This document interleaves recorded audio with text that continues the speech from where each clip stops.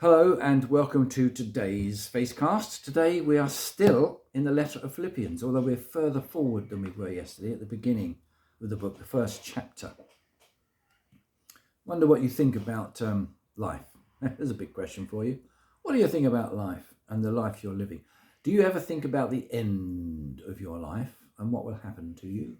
Where you will be? Will you just die and go into the ground, or will you die and be taken to heaven to be with Jesus, or to that other place that we don't really want to talk about very much? What attitude should we have towards death all the time that we're alive? What should we be thinking about our death? Well, here's an intriguing thing that St. Paul says when he's talking to the Philippians at one time. He says this, Philippians chapter 1, verse 21. For to me, to live is Christ, and to die is gain.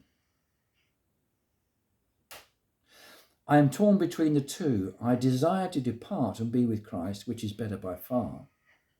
But it is more necessary for you that I remain in the body. What is he talking about here? He says that first verse 21, for to me to live is Christ and to die is gain. So what he's saying is, I think, that living the life that he has on earth, living the life that's allotted to him, if he lives it for Jesus, for Christ, then that's a real gain. That's a real benefit in life. But even greater than that is when he dies and gets to be with Jesus himself personally. So that is something to look forward to. That's a great gain. In the meantime, he says, I live for Christ. So both of these are good things. I live for Christ now, and I'll be with Christ eventually. Then he goes on to say a little later, verse 23 and 24. I'm torn between the two. I desire to depart and be with Christ. Well, yeah, he would be, wouldn't he? He wants to be with Jesus eternally. And so he longs for that day to come. He's not worried about dying. He's not worried about death.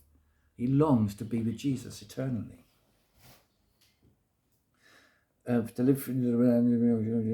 between the two. I desire to depart and be with Christ, which is better by far.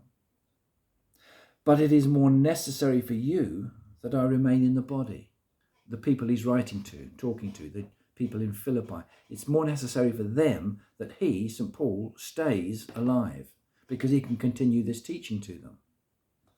So there's another quandary he has. He wants to be around and available to do the work that the Lord gives him to do, to teach the people allotted to him. In this case, a bunch of people living in Philippi.